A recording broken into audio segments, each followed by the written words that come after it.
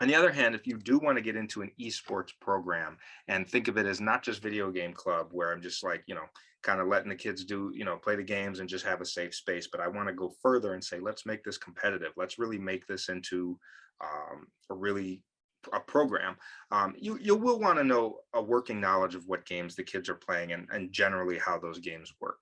You want to be able to do basic tech support for those games. So when things go wrong, you're understanding how to fix it, or you're understanding how to, fix glitches or address issues that are happening with the game.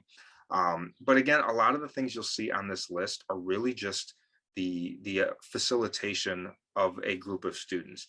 They'll figure out how to play the games. They'll figure out how to get better at them. They'll figure out how to coach each other. What they need you for is the organization piece, right? They'll need you for the coaching piece, how to have good sportsmanship, showing empathy for each other, making sure everything is fair and everyone's getting a chance, organizing an actual tournament. You don't have to join up and do esports with other schools. It's fun. You don't have to join up with the rest of the world. It's awesome that you can, but you can start just kind of having it in-house and doing in-house tournaments. I mentioned having coached both chess and robotics clubs. I've had both where I joined in existing, external tournaments where we traveled places, but I've also just done in-house where we put a bracket together and we let the kids, play against each other, and I just manage that bracket and organize everything for them. And sometimes that's enough, especially if you're just getting started.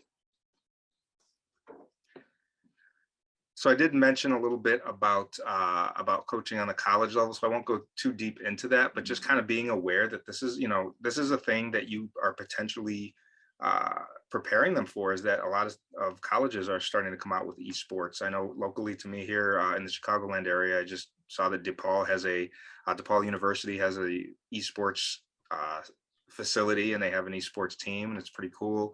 And there's a job description, some things that you can click on to see a little bit about what that looks like. But just knowing that not only is this something that's catching on at the college level, but there's a variety of careers beyond just being a gamer, that students could be involved with esports, and they could be involved with video games on a variety of levels if that's an interest for them, without having to just be a gamer or a YouTuber, right? And so there's a couple slides before this that'll show you some of those. And I'll let Holly take over to talk a little bit about scholarships here. Yeah, and I know our time is, so Eric, I appreciate you taking the lead there to skip through some of that, and you can always come back. Really, the conclusion there of careers is in 2018, nearly 2/3 of the League of Legend players were majoring in STEM fields, and students that major in STEM fields, 93% of STEM careers have wages above the national average.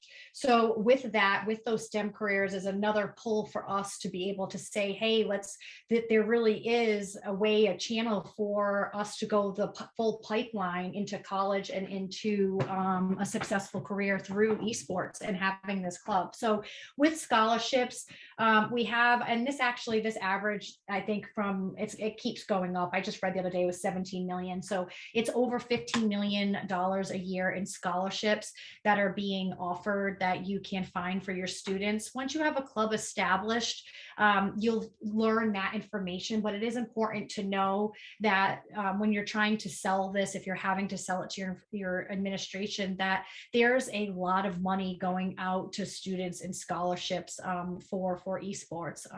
And the National Association of College Esports, et cetera, recruiting is so much easier these days than it was going back 3 years ago. Illinois is one of the very few states that offers an established esports league. It is called IHSEA. It's a governed organization, and it offers, I think, 6 games. It's Overwatch, Fortnite, Rocket League, Super Smash Brothers, League of Legends, and another one where they set up those games, those tournaments to be able to play. Once you fill out that interest form, and that's where that IT department is important. Your school will create a Discord account, and then IHSEA will then send you a link to be able to get added to their Discord. Another one here is either HSEL or Play Versus. There are a few other ones, but HSEL, it consists of over 80,000 plus students, 3,000 schools, and it's the largest esports league for high schools. Same thing, host those games. You have a free and paid membership that you can look at. And then Play Versus is more money. They have an exclusive contract with NFHS, and a premier agreement with League of Legends as well. And the pricing is there. But just begin thinking like you don't have to create and host all of these tournaments or games. You have league participation that does that for you. Channels, there's Twitch TV. That's where you have auto moderated tools that you can watch live streaming of your events at your school that you can share out on your Twitter. And then there's some information about Discord, more towards the tech director. Yeah, items to consider when budgeting. There's some peripherals in there, and then also hardware stuff in there as well that you can share. Oh, the other one is apparel. Membership is huge. Every single sport has jerseys. And this may seem trivial to you. It is not trivial to students. And it is incredibly important that if you're going to start a team, there's a link there that can take you to someone who sells apparel. There's a lot of other places that you can buy apparel. This was one that was just recommended. But definitely consider having your students put their input in and create a jersey for your school. Numbers are so important to kids, and having that physical, being able to identify them as a part of a team is very important. I can't stress that enough. So one thing to think about, some schools consider having kind of a rotating membership for their esports club. So like they have their seasons match the sports seasons at the school, so that they can consistently have a group of kids that comes in, during the fall when it might be, I don't know, soccer season. They have one game that's being played.